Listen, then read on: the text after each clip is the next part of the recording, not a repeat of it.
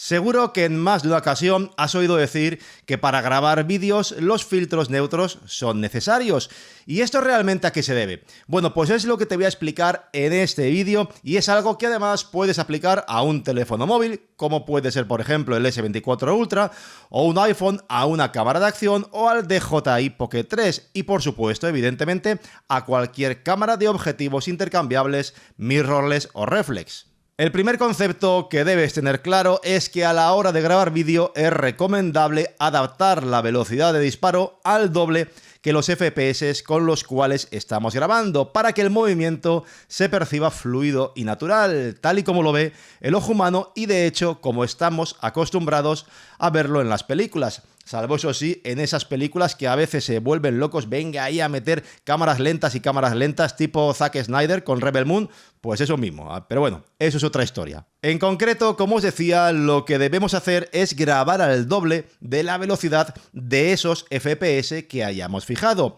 Es decir, que si seleccionamos, por ejemplo, 4K a 24 o 25 frames por segundo, la velocidad debería ser 1.50. Y si configuramos 4K a 60 frames por segundo, para luego hacer una cámara lenta, sería de 1.120. De esta forma podréis comprobar cómo si aplicamos esta regla, el desenfoque de movimiento que se generará es natural. Es lo que se conoce en inglés como motion blur. Si congelamos, de hecho, la imagen, vamos a percibir que hay un desenfoque en el movimiento, es natural. Algo que, por contra, si grabamos, por ejemplo, de forma automática y es la cámara la que fija la velocidad más alta, el movimiento quedaría antinatural y totalmente congelado. Además, grabar a velocidades incorrectas puede provocar también la aparición de efectos extraños en el metraje, como podéis comprobar, por ejemplo, en estos dos vídeos, en uno de los cuales no se está respetando esta regla y podemos apreciar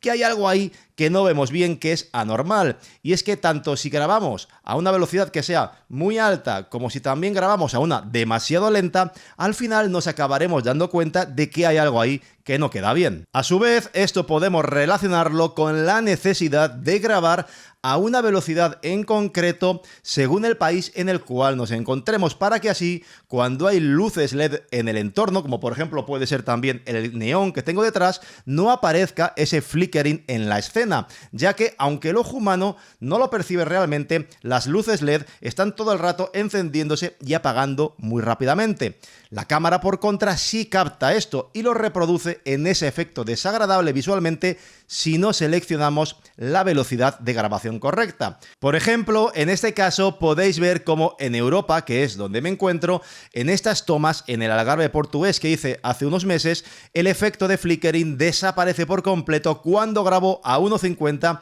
y 24 FPS. Es lo que se conoce como un ángulo seguro, y este ángulo seguro puede variar dependiendo del país en el cual os encontréis y la frecuencia con la cual estén las luces en ese país. Abajo en la descripción del vídeo os dejaré un enlace también para que podáis calcular qué ángulos seguros podéis seleccionar dependiendo del país en el cual os encontréis y los FPS que hayáis fijado en la grabación. Y aquí llegamos al gran problema que se presenta cuando queremos ir a poner en práctica estas reglas que acabo de comentar y hacer uso además, por ejemplo, pues de un objetivo luminoso que tenga una apertura amplia 1.4 o f2. Imaginad, por ejemplo, que quiero grabar a una persona a plena luz del día con un objetivo que cree un bonito desenfoque, un bonito bokeh. Pues yo configuro la apertura amplia 1.4 o f2 para que aparezca ese bokeh, ese desenfoque del fondo. Y cuando paso a configurar 1.50, resulta que entra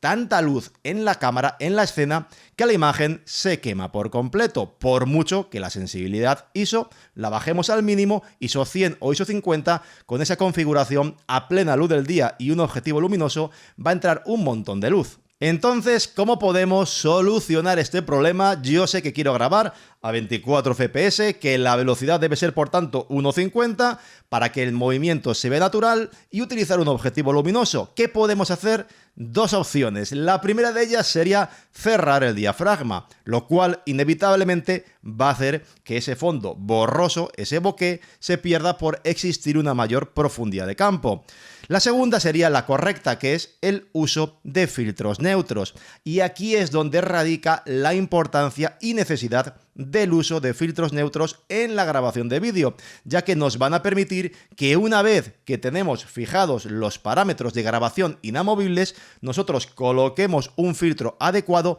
para compensar ese exceso de luz y que la exposición sea correcta. Y como veíamos hace un momento, esto no es solo ni mucho menos para el que use una cámara con objetivos muy luminosos que permitan grandes desenfoques, sino que, como ya hemos hablado, por ejemplo, podemos ir andando por una ciudad paseando a plena luz del día y aparece el flickering procedente de grabar con una velocidad demasiado alta o demasiado baja. ¿Qué es lo que podemos hacer? Pues lo mismo que antes, poner un filtro neutro para adecuar la grabación a ese ángulo seguro y de esa forma poder evitar que así el flickering aparezca y que las luces LED no nos molesten. Es por ello que para los teléfonos móviles pues también está cada vez más extendido el uso de filtros neutros. De hecho, os comentaré pronto en algunos vídeos que voy a ir aprovechando a hacer este verano, grabar trocitos para la vuelta del verano, compartir algo sobre grabación de vídeo con móviles. Así que no olvidéis suscribiros, darle al botoncito para no perderoslo.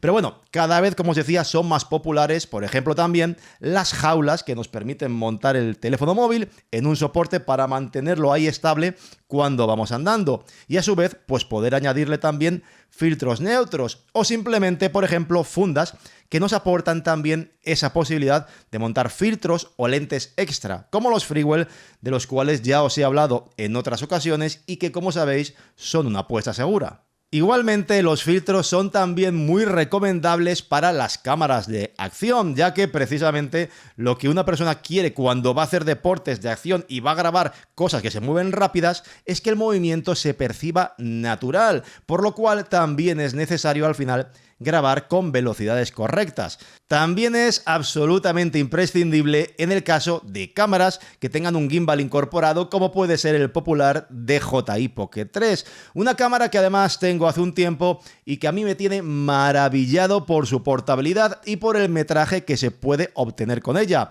Estable y con una muy buena calidad, que eso sí, quedaría desaprovechada si no contamos con unos filtros adecuados. En el caso del DJI Pocket 3 también uso los filtros de Freewell, que comercializa de hecho un pack muy completo en el cual encontraremos todas las opciones posibles, desde filtros neutros normales de diferentes gradaciones para así poder irnos adaptando a las condiciones de luz que puedan existir, pero además, ya sabéis, los que seguís este canal, lo he comentado muchas veces, que también es importantísimo el filtro polarizador, que nos permite girarlo para restar brillos e ir ganando contraste y saturación, algo que es fundamental, por ejemplo, en bosques, en arroyos, y que es un efecto, además, que es imposible de imitar sin un filtro físico. Bueno, pues en el pack de Freewell para el Pocket 3 vamos a encontrar no solo un filtro polarizador normal, sino también filtros polarizadores con el efecto de filtro neutro añadido,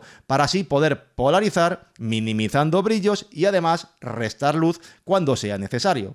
Y además de los filtros neutros o los polarizadores, que ya os aseguro que son el imprescindible, también tenemos la opción de usar filtros de efectos, como por ejemplo el efecto niebla, que crea ese efecto onírico en las altas luces, generando una dispersión en los puntos brillantes, lo cual queda genial en atardeceres, paseando por una zona que haya iluminación, o también, ¿por qué no?, para restar nitidez a la imagen y que quede con ese aspecto menos digital, algo que suele afectar especialmente a los teléfonos móviles, sensores muy pequeños que pecan de ese sobreenfoque digital. Con los filtros de niebla vamos a restar un poquito de nitidez a la imagen y que todo se vea un poquito más cinemático. Por todo esto, yo os recomiendo sin ningún lugar a dudas que tanto para un móvil, una cámara de acción o por supuesto, evidentemente, cámaras mirrorless o reflex, contéis con este tipo de filtros que os van a permitir grabar bien en condiciones y sacar partido a vuestras cámaras o dispositivos móviles.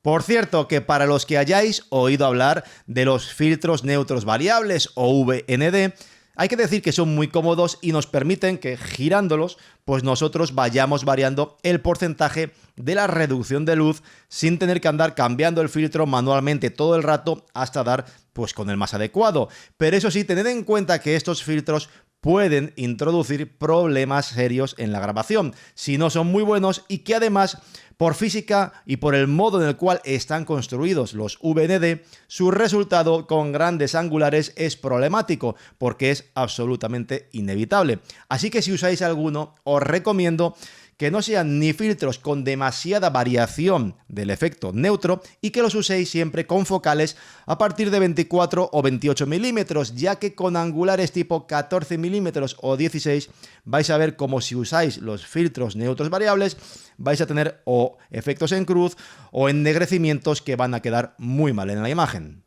Por supuesto, todo esto que he ido comentando implica evidentemente que cuando vayamos a grabar vídeo, lo que incluye un teléfono móvil, es recomendable pues que usemos alguna aplicación que nos permita tener esos controles manuales. Por ejemplo, en el S23 o S24 contamos con la suerte de que la cámara stock ya cuenta con esas opciones en el modo de Video Pro, en la cual podemos fijar, además de los FPS, la velocidad de obturación. En otros dispositivos es posible que tengáis que recurrir a aplicaciones de terceros, como por ejemplo Blackmagic Camera. Y si queréis saber más sobre cómo explotar las capacidades fotográficas de vuestro teléfono móvil, sea el que sea, pues no os perdáis alguno de los vídeos que posiblemente os aparecerá en pantalla aquí ahora mismo. Y por supuesto también os invito a suscribiros al canal, que ya estoy preparando, como os decía, otro tutorial sobre consejos de grabación de vídeo con teléfono móvil. Así que, bueno, pues eso, no dejéis de darle abajo al botoncito para convertiros en nuevos seguidores de este canal